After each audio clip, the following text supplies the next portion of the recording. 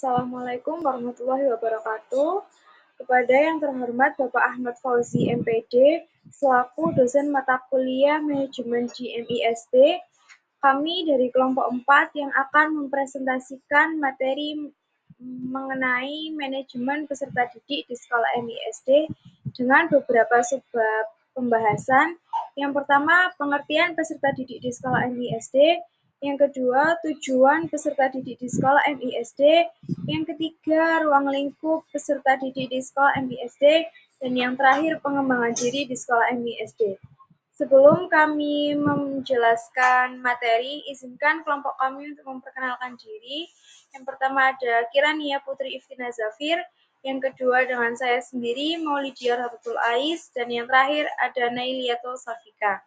Semoga pembahasan yang kami bahas dapat memberikan ilmu yang bermanfaat bagi kita semua. Pengertian peserta didik di sekolah MISD. Manajemen peserta didik di sekolah MISD bisa dijelaskan sebagai proses pengelolaan informasi tentang peserta didik. Hal ini mencakup fase penerimaan di instansi pendidikan hingga mereka menyelesaikan pendidikan dan meninggalkan sekolah. Manajemen peserta didik merujuk pada pengorganisasian serta pengelolaan berbagai aktivitas dan kegiatan yang berkaitan dengan siswa-siswi. Pengelolaan ini diharapkan dapat secara efektif mendukung perkembangan dan kemajuan peserta didik di dalam mempersiapkan kebutuhan di masa depan. Selanjutnya ada fungsi peserta didik. Peserta didik berfungsi sebagai individu yang terlibat dalam proses peralihan pengetahuan dan keterampilan yang dibutuhkan. Jadi, keberadaan peserta didik tidak hanya untuk memenuhi kebutuhan, tapi juga menjadi elemen penting dalam kualitas lembaga pendidikan. Nah, di dalam lembaga pendidikan memerlukan sebuah manajemen peserta didik yang berkualitas. Hal ini memungkinkan peserta didik untuk berkembang secara optimal sesuai dengan kemampuan fisik, kecerdasan intelektual, emosional, dan mental mereka. Baik, di sini saya akan menjelaskan tentang tujuan manajemen peserta didik MI atau SD. Yang pertama itu ada mengatur kegiatan kesiswaan. Itu memastikan proses pembelajaran berjalan dengan lancar, baik, dan tertib. Setelah itu yang kedua itu ada mengatur pelayanan sekolah, yaitu memberikan pelayanan optimal kepada peserta didik, menciptakan lingkungan pembelajaran yang kondusif. Setelah itu yang ketiga itu ada memfasilitasi pembelajaran siswa, yaitu menjadi model untuk proses pembelajaran efektif dan mendukung pencapaian tujuan pembelajaran. Manajemen dilaksanakan agar suatu usaha terencana secara sistematis dan dapat dievaluasi secara benar, akurat, dan lengkap sehingga mencapai tujuan secara produktif, berkualitas, efektif, dan efisien.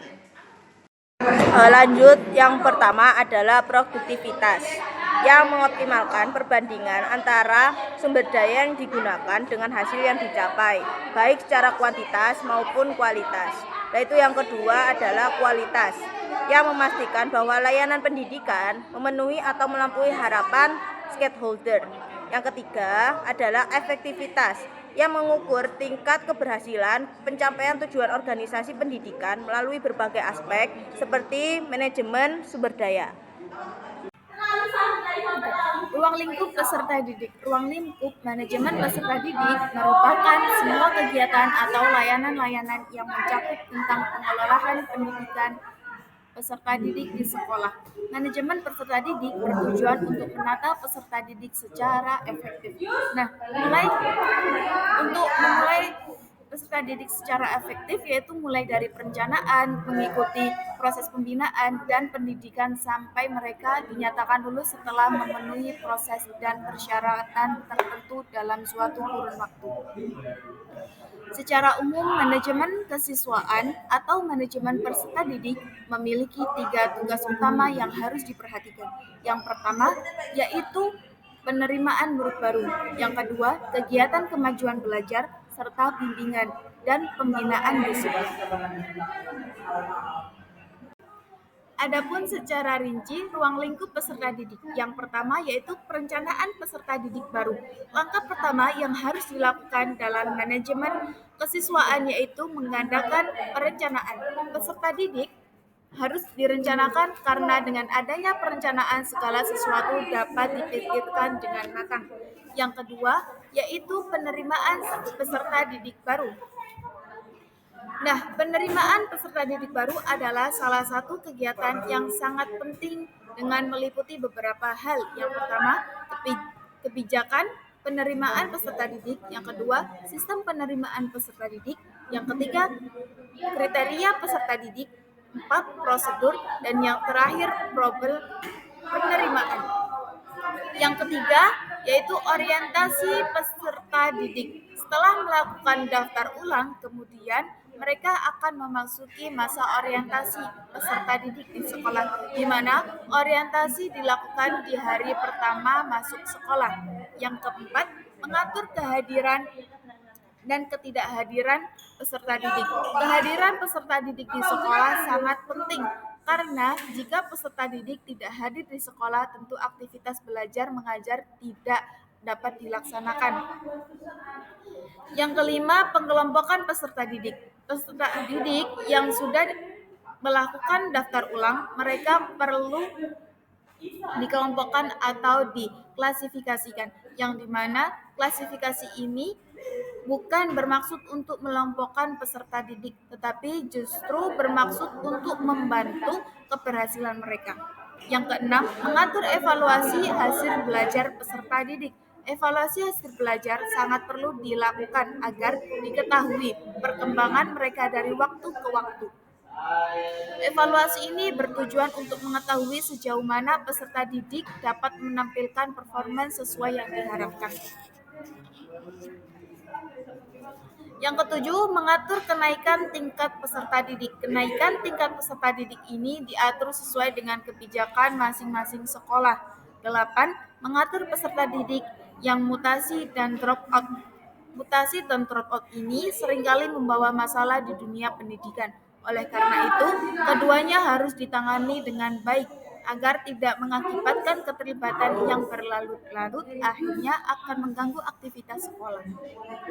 Yang terakhir, kode etik, pengadilan, hukuman, dan disiplinan peserta didik. Pendidikan itu berdasarkan atas norma-norma tertentu bagi peserta didik.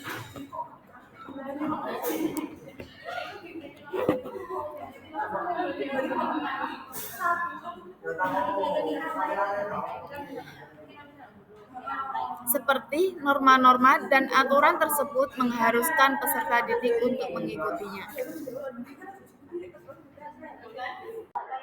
Selanjutnya yaitu pengembangan diri peserta didik di MIST. Potensi dapat berasal dari semua kemampuan yang dimiliki siswa, yang memungkinkan mereka untuk berkembang dan menjadi kenyataan. Peserta didik tidak memiliki potensi yang sama.